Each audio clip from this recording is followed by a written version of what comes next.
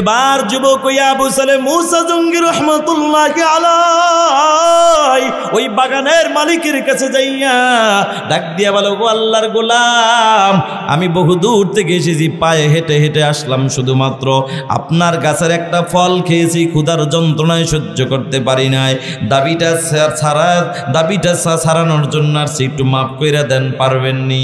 এখন বাগানের মালিক চিন্তা করে, কিরে এই যুবক তো সাধারণ কোনো যুবক নয়, নিশ্চয়ই যুবক খাঁটি আল্লাহওয়ালা যুবক হবে। সুবহানাল্লাহ।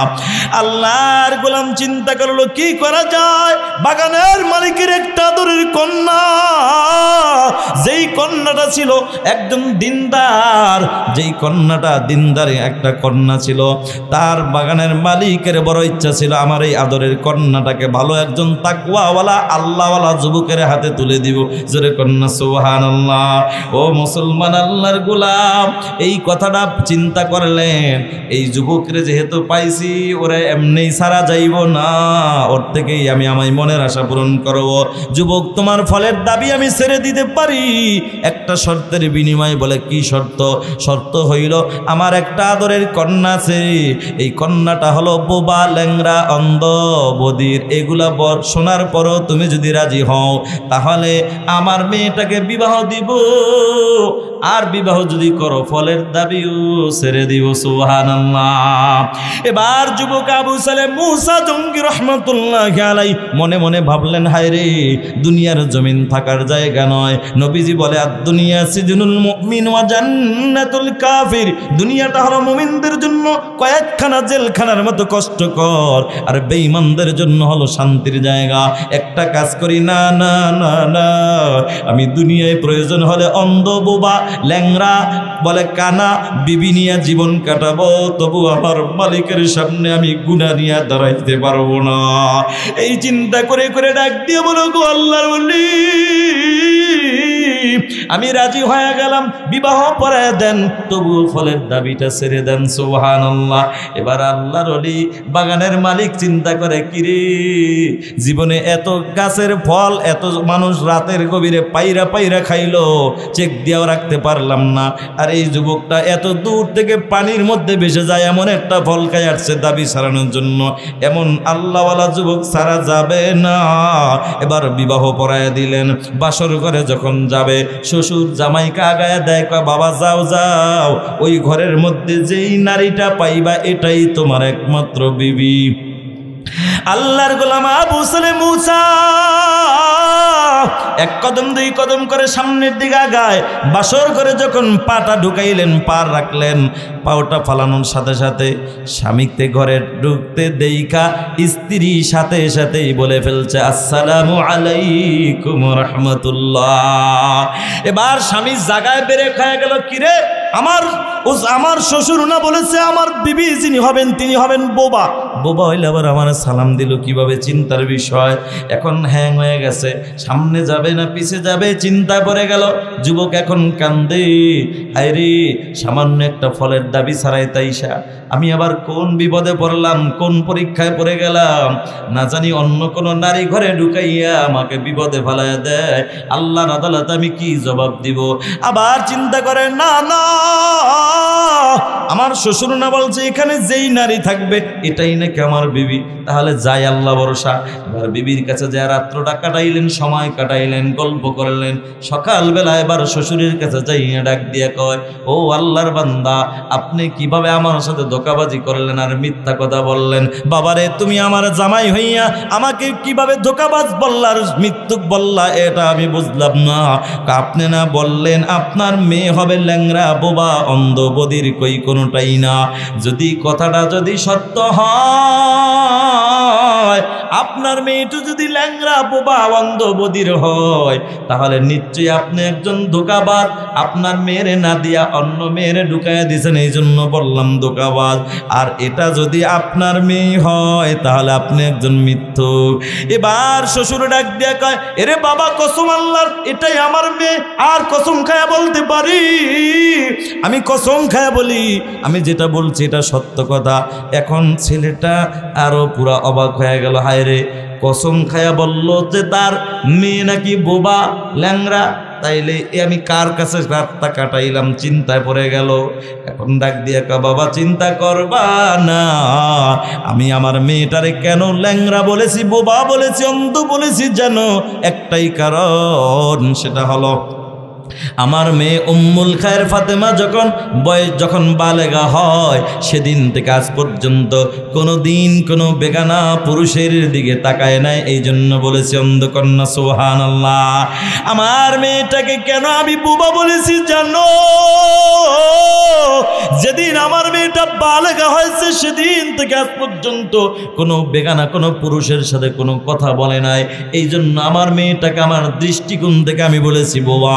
আমার মেয়েটা সেদিন থেকে আজ পর্যন্ত এই পাওটা দিয়ে হাইটা কোনো বেগানা পুরুষের সামনে যায় না, এই জন্য আমি বলেছি ল্যাংরা।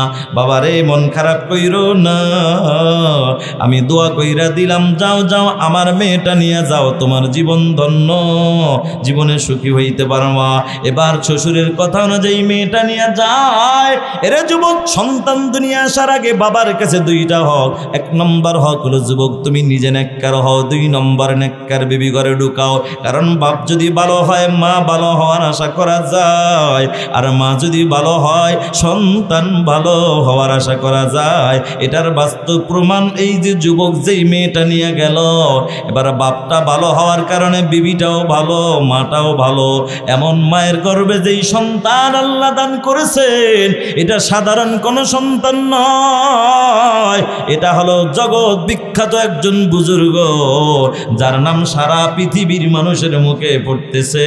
তিনি হলেন বড় পীর আব্দুল কাদের জিলানী রহমতুল্লাহি আলাইহি। নারে তাকবীর। এরে যুবক ভাই, বৃদ্ধ বাবাজিরাও, পর্দার আড়ালের মা, এই জন্য মাগো আজকে থেকে দোয়া করো, আল্লাহ হায়াতের জিন্দগিতে তুমি আমাকে দুইটা নিয়ামত দান করো।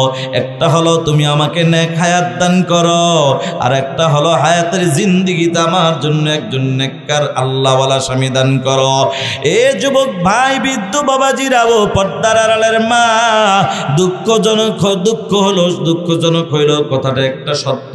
বর্তমান যুগে অধিকাংশ মা বোন পাওয়া যায়, এরা আল্লাহওয়ালা স্বামী চায় না, টুপিওয়ালা দাড়িওয়ালা নামাজি স্বামী এরা চায় না। বর্তমানে অধিকাংশ মা বোন যেটা চায় সেটা হইল টাকাওয়ালা, বাড়িওয়ালা, গাড়িওয়ালা, বিদেশিওয়ালা স্বামী চায়। কথা ঠিক না ঠিক?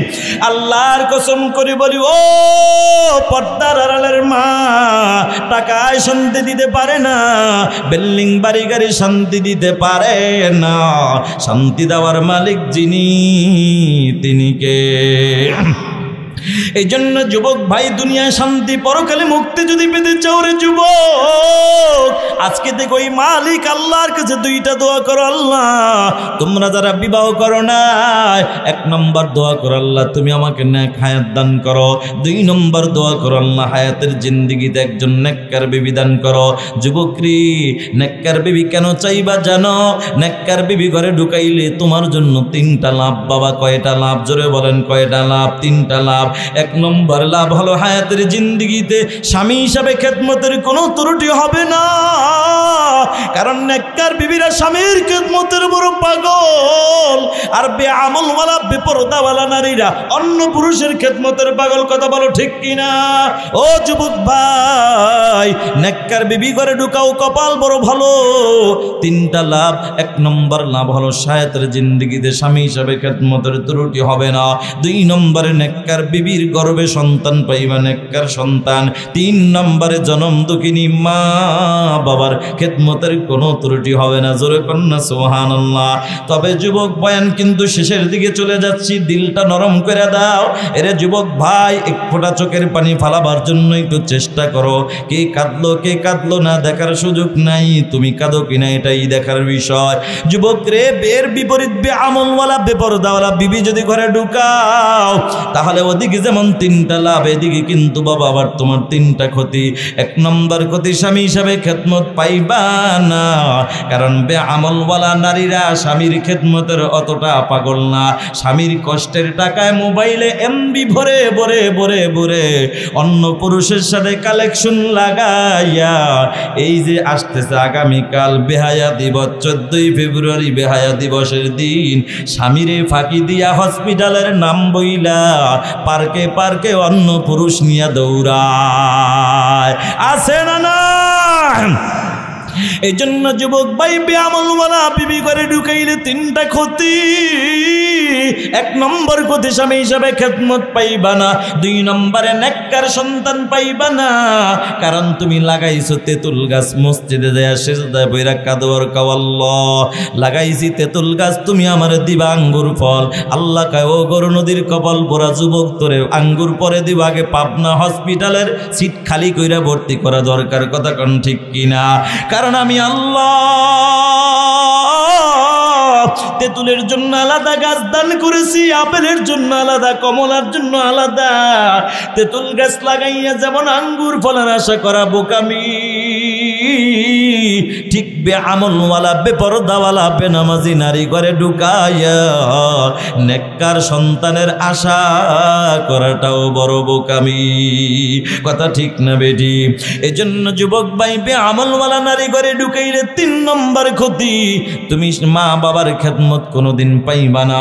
আগে মা বাবার যতটা ভালোবাসতা, এখন দেখবা তোমার বিবি প্রতিদিন তোমার কানে এমন এমন বীজ ঢুকাইয়া দিবে, মিথ্যা কথা বলে বলে মার নামে বাবার নামে। দেখবা মা বাবার নাম শুনলো তোমার এখন আর ভালো লাগে না। আছে না নাই? এরে যুবক ভাই বেআমলওয়ালা নারী ঘরে ঢুকাইলে 3টা ক্ষতি। 1 নম্বর ক্ষতি স্বামী হিসেবে খেদমত পাইবা না, 2 নম্বরে নেককার সন্তান পাইবা না, 3 নম্বরে জনম দুঃখিনী মা বাবার খেদমত পাইবা না। এটা যে কতটা বাস্তব বুঝাবার জন্য ছোট্ট একটা ঘটনা মাথার মধ্যে চলে আসছে, বলবো কিনা? এটাই আমার বয়ান শেষ। বন্ধু দিলটা এখন নরম করে দাও, যুবক রে চোখের পানি ফালানোর জন্য তৈরি হয়ে যাও। এরে যুবক ভাই বেআমলওয়ালা নারী ঘরে ঢুকাইলে 3 নম্বর ক্ষতি, মা বাবার খেদমত পাইবা না। এর বাস্তব প্রমাণ, ছোট্ট বাচ্চা নাম হইল তার আব্দুল খালেক, আল্লাহর বান্দা, তার বাবা দুনিয়া থেকে বিদায় হয়ে যায়, মা দুনিয়ার জমিনে বেঁচে আছে। এরে গরু নদীর মুসলমান আপনারা ভালো করে জানেন, কারো বাবা মা যদি আগে যদি বিদায় হইয়া যায়, বাবা দেখবেন কিছুদিন পরেই বিবাহ করার জন্য পাগল হয়ে যায়, ঠিক কিনা? কিন্তু যুবক কারো বাবা যদি আগে বিদায় হইয়া যায়, কোনো মা কোনোদিন সন্তান রাইখা কোনোদিন বিবাহ বসতে সহজে রাজি হয় না।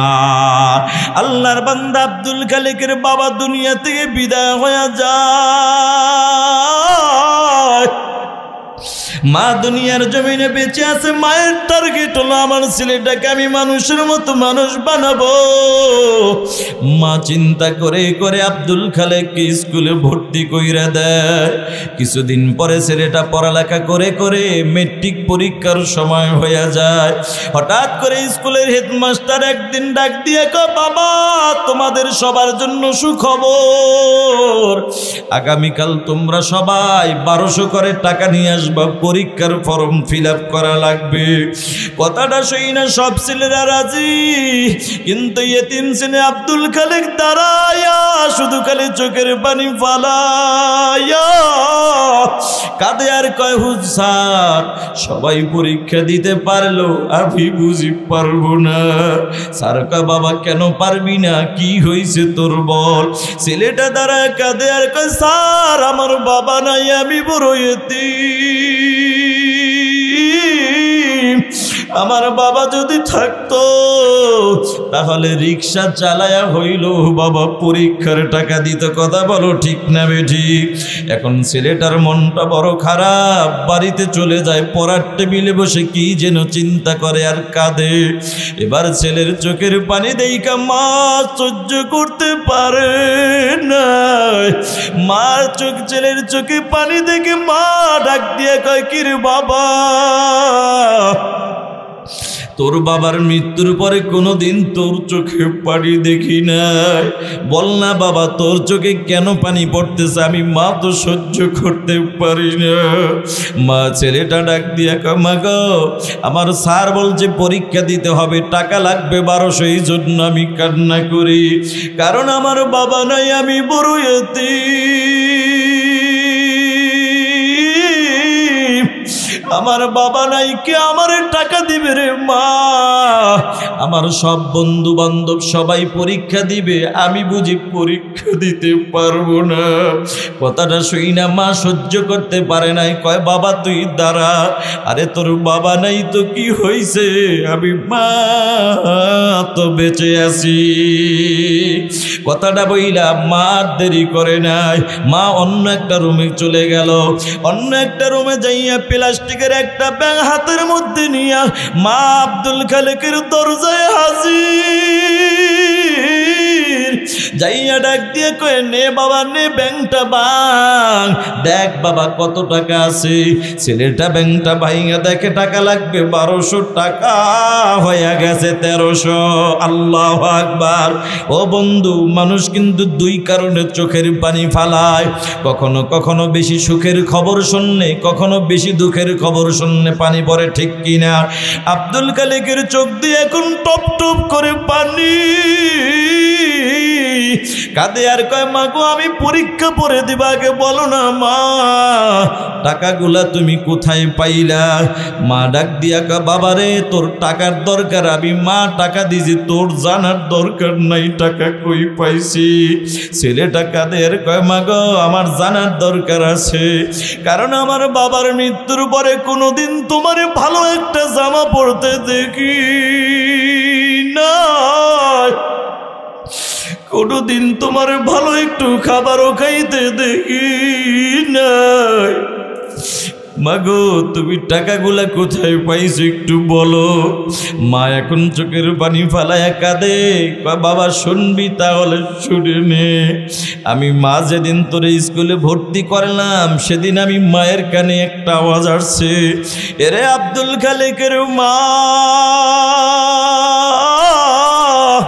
তোমার ছেলে আব্দুল খালেকের এমন একটা দিন আসবে, পরীক্ষার ফরমের জন্য অনেকগুলা টাকা লাগবে। আমি মা চিন্তা করলাম, আমার ছেলে এত কষ্ট করে পড়ালেখা করবে, যদি টাকা না দিতে পারি পরীক্ষা কেমনে দিবে? আমি কার কাছে হাত বাড়াবো, কে টাকা দিবে? যদি কেউ টাকা না দেয় আমার ছেলের তো পরীক্ষা দেওয়া হবে না। এত বছরের সাধনা যদি পরীক্ষা না দিতে পারে, ছেলের মন ভেঙে যাবে। এই জন্য আমি মা চিন্তা করলাম, আমি মা যত কষ্ট হোক আমি মা নিজেই টাকা জোগাড় করব। এরে বাবা শোন শোন, আমি মা নিজে, তুই তো জানোস আমি মা পান না খাইয়া থাকতে পারি না। বাবাজি যারা পান খায়, বেশি পান খাওয়ার অভ্যাস, দেখবেন একবেলা ভাত না খায়া থাকতে পারে, পান না খায়া কিন্তু থাকতে পারে না। কথা কি ঠিক না বেঠিক? এবার মা তো ডাক দিয়া কয়, রে বাবা তুই তো জানোস আমি মা পানের বড় পাগল, কিন্তু পানের চাইতে আমি মা কিন্তু তোর বেশি পাগল। বাবা শোন, তোর মনে একটু শান্তি দেওয়ার জন্য, তোরে পড়ালেখা করাইয়া মানুষ বানাবার জন্য আমি মা নিজের পান খাওয়া বন্ধ কইরা দিলাম। আমি মায়ের পান খাওয়া বন্ধ কইরা পানের টাকাটা আমি মা জোগাড় করিয়া, আমি মা ওই টাকা দিয়া বাজার থেকে 2টা মুরগি কিনলাম রে বাবা। ওই 2টা মুরগি পালতে পালতে 2টা মুরগি যখন বড় হয়, একটা করে 2টা মুরগিতে প্রতিদিন একটা করে 2টা ডিম দেয়। বাবারে একটা ডিম আমি মা তোর জন্য বাজেট করেছি, কারণ তুই পড়ালেখা করস বহু কষ্ট করে, তোর ভালো খাবারের দরকার। এই জন্য আমি মা একটা ডিম প্রতিদিন সিদ্ধ করে তোরে দিতাম। তবে আমি মা জানি আমি মা না খাইলে তুই খাবি না, এই জন্য আমি মায়ের বাজেটের ডিমটা আমি মা সিদ্ধ করতাম না। একটা ডিম তোর জন্য বাজেট, আর একটা ডিম আমি মায়ের জন্য বাজেট ছিল বাবা। তবে আমি মায়ের ডিমটা কাঁচাই হাতের মধ্যে নিয়ে তোর সামনে নাড়াচাড়া করতাম আর গল্প করতাম। আমি মা বুঝাইতাম, রে আব্দুল খালেক একটা ডিম তুই খাবি,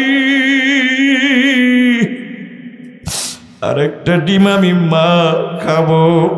কিন্তু বাবারে সত্য কথা বলতে কি, তোর ডিমটা ছিল সিদ্ধ করা ডিম, আর আমি মায়ের হাতের ডিমটা ছিল কাঁচা ডিম। আমি মা কিন্তু বাবা আমি কিন্তু ডিম খাইতাম না, আমি মায়ের কাঁচা ডিমটা হাতে নিয়ে নাড়াচাড়া করতাম আর গল্প করতাম।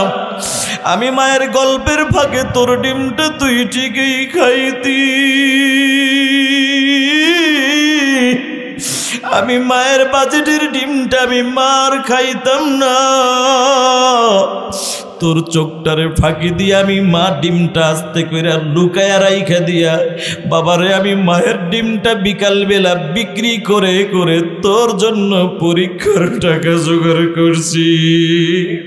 বাবারে কথা দেই মাকে কোনোদিন কষ্ট দিবি না। কথাটা শুই না ছেলেটা এখন চোখের পানি ফালা কাঁদে। মাকে এমন মাকে তো কোনোদিন কষ্ট দেওয়া যায় না। ও মা একটু দোয়া কইরা দাও আমি যেন মানুষের মতো মানুষ হতে পারি। মার দোয়া নিয়ে ছেলেটা চলে যায়, পড়ালেখা করে করে মাস্টার্স পর্যন্ত কমপ্লিট করে ফেলেছে আলহামদুলিল্লাহ। একদিনের ঘটনা, স্কুলের হেডমাস্টার রাস্তা দিয়ে হেঁটে যায়, আব্দুল খালেক রাস্তা দিয়ে হেঁটে যায়। স্যার কয় বাবা দাঁড়াও দাঁড়াও তোমার সাথে আমার কথা আছে। ছেলেটা দাঁড়ায় কয় স্যার কি বলবেন বলেন।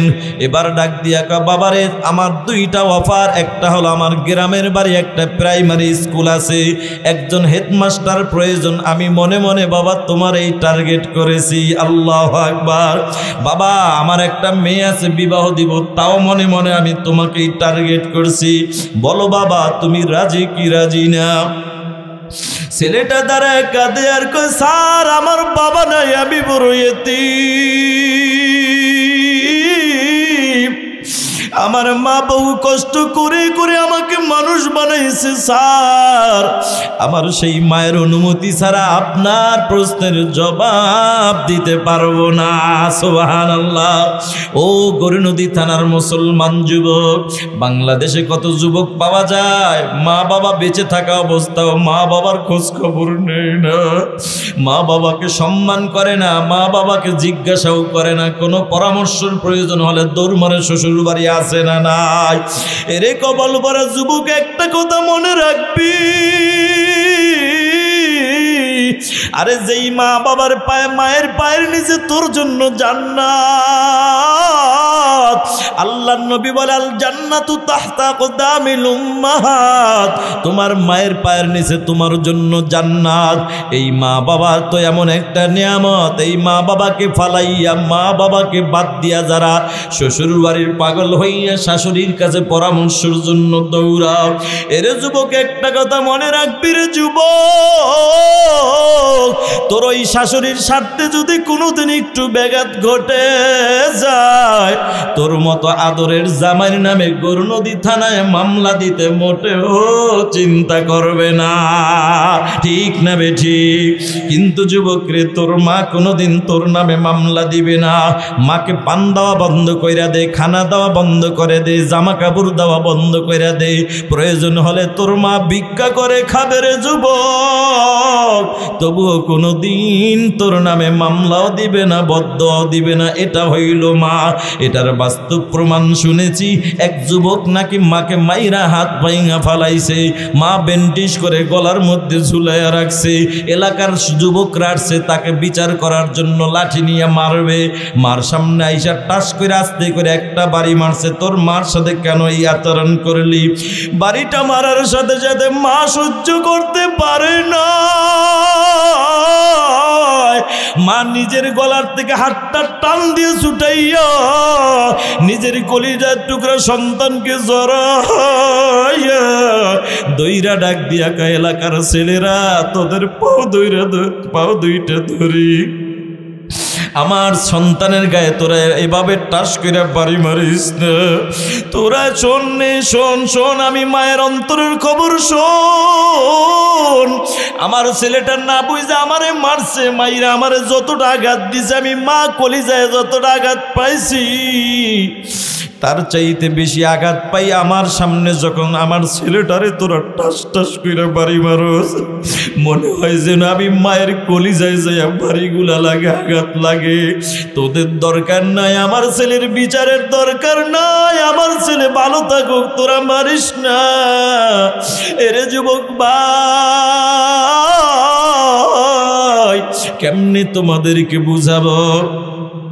আব্দুল খালেক দৌড়মাইরা মার কাছে গেছে, মাগো স্যার দুইটা অফার দিছে, কোনটা মানবো না তুমি বলে দাও। মা এবার ডাক দিয়া কা, বাবা শোন, তোর স্যার চাকরির অফার দিছে, যা বাবা চাকরি কর, তবে খবরদার মনে করিস না তুই পড়ালেখার যোগ্যতার সার্টিফিকেট দিয়ে চাকরি পাইছ।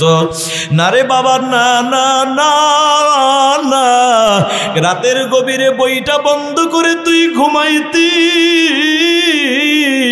আমি মা কিন্তু ঘুমাইতাম না, আমি মা ঠান্ডা পানির দ্বারা উজুটা বানায়, আমি মা তাহাজ্জুদ পরে তোর জন্য প্রতিটা রাত আমি মা দোয়া করেছি, আর আমি মায়ের দোয়ার বরকত আল্লাহ তোরে এত সম্মান দিছে, যা বাবা তুই চাকরি কর, খবরদার বাবা তুই স্যারের মেয়েটাকে বিবাহ করিস না। মাগো কেন আমি বিবাহ করব না, স্যারের মেয়ের কি অপরাধ? মা ডাক দিয়া কা, বাবারে তোর স্যারের মেয়েটা হইল আধুনিকা, নামাজ নাই রোজা নাই পর্দার আমল নাই, কারণ যেই নারীর মধ্যে নামাজ রোজা পর্দার আমল থাকে না, ওই নারীর দ্বারা মুসলমানের সংসারে কোনো দিন সুখের আশা করা যায় না, ঠিক না বেঠি? বাবাজি আব্দুল খালেক তো মার কথা মানে নাই, নিজেই পণ্ডিতি কইরা বিবাহ কইরা বাড়িতে হাজির। এরকম যুবক আমগো বাংলাদেশে আছে না নাই? মা বাবা চায় একটা ধার্মিক মেয়ে বিবাহ করাবে, নামাজি মেয়ে বিবাহ করাবে, ছেলে চায় না আধুনিকা মেয়ে বিবাহ করবে। এই জন্যই তো 14ই ফেব্রুয়ারি বেহায়া দিবসের দিন বেহায়ার মতো রাস্তার থেকে একটা দইরা নিয়ে আসে, কথা বলো ঠিক কি না? রাস্তার থেকে নিয়ে আসলে হয় কি জানো, বেআমলওয়ালা নারী ঘরে ঢুকাইলে কি হয় জানো?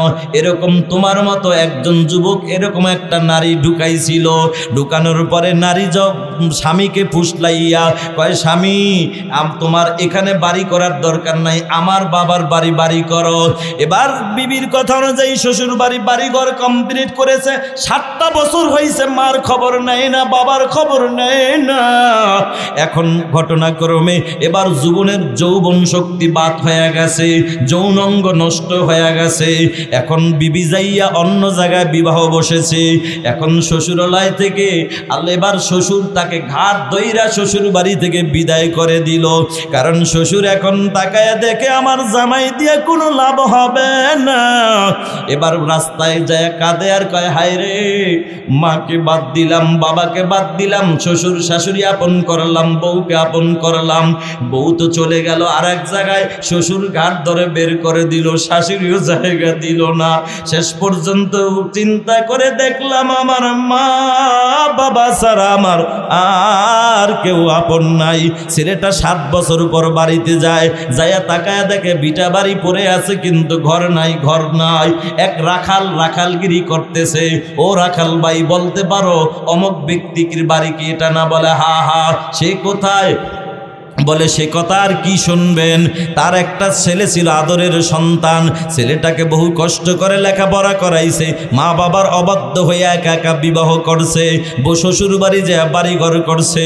7টা বছর হয়েছে, মা বাবার খোঁজ খবর নেয় না। বাবা সন্তানের মায়া পুইরা চার দোকানে যাইতো, সবাই চা খাইতো, বাবা খাইতো না। একটা কিনারায় বইসে বইসে বাবা শুধু খালি কাঁদতো, সন্তানের মায়ায় পইরে। মসজিদে যাইয়াও কাঁদতো, সব জায়গায় কাঁদতো। বড় আদরের সন্তান ছিল বাবার। বাবা সন্তানের মায়া কাঁদতে কাঁদতে বাবার ভিতরে রোগ হয়ে গেছে, চিকিৎসার জন্য ঘর বাড়ি বিটা বাড়ি সব বিক্রি করে ফেলছে। আমি সেই আমি ক্রয় করেছি। এ ভাই, বলতে পারেন তাহলে ওই যে লোক মারা গেল তার স্ত্রী কি আছে? বলে হা হা। বলে তার স্ত্রী আছে, সন্তানের বাবা দুনিয়া থেকে বিদায় হয়ে গেছে, কিন্তু তার মা বেঁচে আছে। মা বেঁচে থাকলে হবে কি, ওই সন্তানের মায়ায় মা কাঁদতে কাঁদতে 2টা চোখ মা বাদ করে দিছে। মা 2টা চোখ দিয়ে অন্ধ হয়ে গেছে, নষ্ট হয়ে গেছে। বলে ওই মা থাকে কোথায়? এবার ডাক দিয়া কয়, সে তো এখন সারাদিন ভিক্ষা করে, রাতের গভীরে অমুক ঝুপড়ি জায়গায় থাকে, অমুক এলাকায় ছোট্ট একটা কুড়ে ঘরে থাকে।